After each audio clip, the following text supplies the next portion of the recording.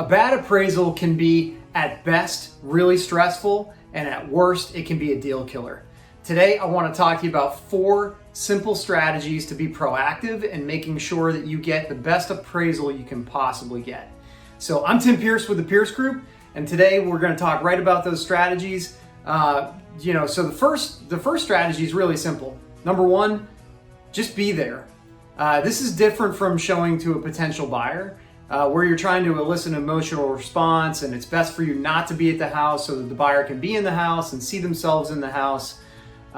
In this situation, you want to be there for the appraiser to answer any questions. There are going to be certain things that they're looking for, and there could be inaccuracies in their reporting that you could help to overcome. So be there to meet the appraiser.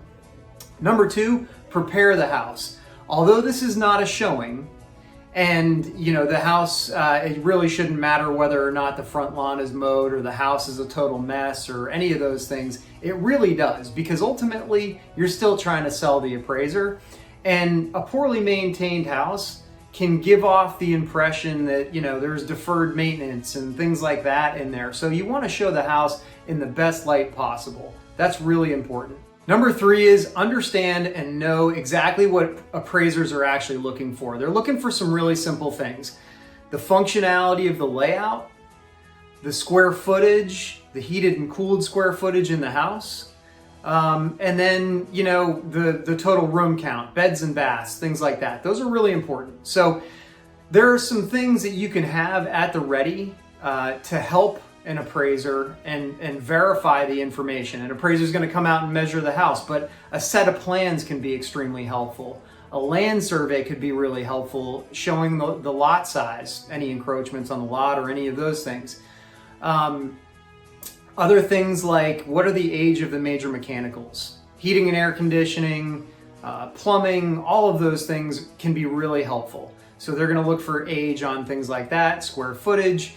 So if you've got information on that, any major improvements you've made to the house, if you had a kitchen renovation, you updated a bathroom, if you have that information and let them know what you did, and even better, if you actually have the invoices stating how much it costs to do that, that's huge. And then lastly, number 4 is, are there any unusual circumstances in the sale? An appraiser wants to know, were there multiple offers? Was it a competitive buying situation? Or were there any concessions that were made? Did you offer to pay for the buyer's closing costs or something like that? So those are really important things that you can do to be proactive, stay ahead of it, and make sure that the appraiser has the correct information going in and you get a good appraisal.